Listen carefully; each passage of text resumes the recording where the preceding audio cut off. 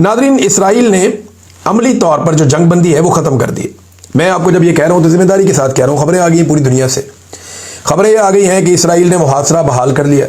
इमदादी जो सरगर्मियाँ हो रही थी, जो फ़लस्तीनियों के लिए खाना आ रहा था, पानी आ रहा था, दवाइयाँ आ रही थी, इमदाद आ रही थी, वो सारा सिलसिला भी इसराइल ने रोक दिया है और बमबारी भी शुरू कर दी है। हमास का स्टेटमेंट भी आ गया, एक इसराइली वज़ीर का स्टेटमेंट भी आ गया। वज़ीर दिफा जो है इसराइल का, उसने हमास के खिलाफ सख्त कार्रवाई का हुक्म दे डाला है। 20 मुकामात पर फ़िज़ाई हमले इसराइल ने किए हैं गुज़िश्ता 24 घंटों में, 20 मुकामात पे। और ये भी जंगबंदी है जिसके ऊपर पाकिस्तान दस्तखत करके इतरा रहा है, जिस पर रोज़ाना की बुनियाद पे हाफिज़ ताहिर अशरफी साहब कहते हैं जनाब कि ये तो फील्ड मार्शल और शहबाज शरीफ को क्रेडिट चाहता है, इनके खाते में डालते हैं।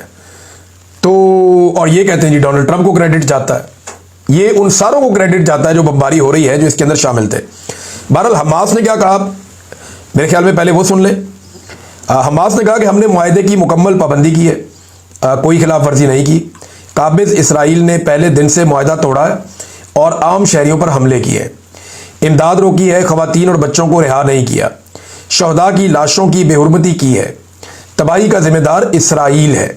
ये जनाब हमास का स्टेटमेंट है। RTE उर्दू के ऊपर ये स्टेटमेंट छपा है। अब यहाँ पे एक और स्टेटमेंट है, एक इंटरव्यू चल रहा था और ये इसराइली टेलीविज़न है जिसके ऊपर ये इंटरव्यू चल रहा था, क्योंकि उसमें जो अबरानी ज़बान है वो लिखी हुई है, जो वो इसराइली बोलते हैं, और वो उसी तरह उसका रस्मुल ख़त भी अलग है।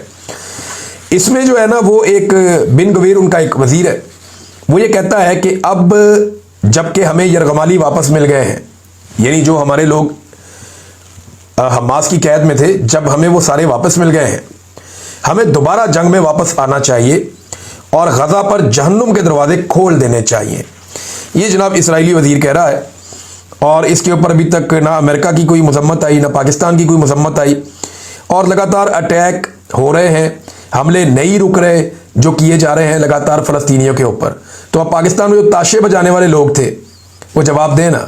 हाफिज़ ताहिर अशरफी साहब तो मस्जिद अक्सा में मिठाइयाँ बांट रहे थे। मैंने उनको बताया था कि सर मस्जिद अक्सा में आप अपनी मर्जी से नमाज अदा नहीं कर सकते, तो आप मिठाइयाँ कैसे बांटेंगे? ये सिर्फ एक माहौल बनाया गया था अपने यरगमाली वापस लेने के लिए। इसराइल को अगर मुसलमान मुल्कों ने पाबंद ना किया और डोनाल्ड ट्रंप के ऊपर दबाव ना डाला तो ये जंगबंदी फिर ख़त्म ही समझें, बल्कि अब तो ख़त्म हो गई है। इसको अगर दोबारा शुरू करवाना है तो दबाव इन्हें डालना पड़ेगा, वरना मेरी दानिश में चीज़ें वैसे ही चलेंगी जैसे पहले चल रही थी।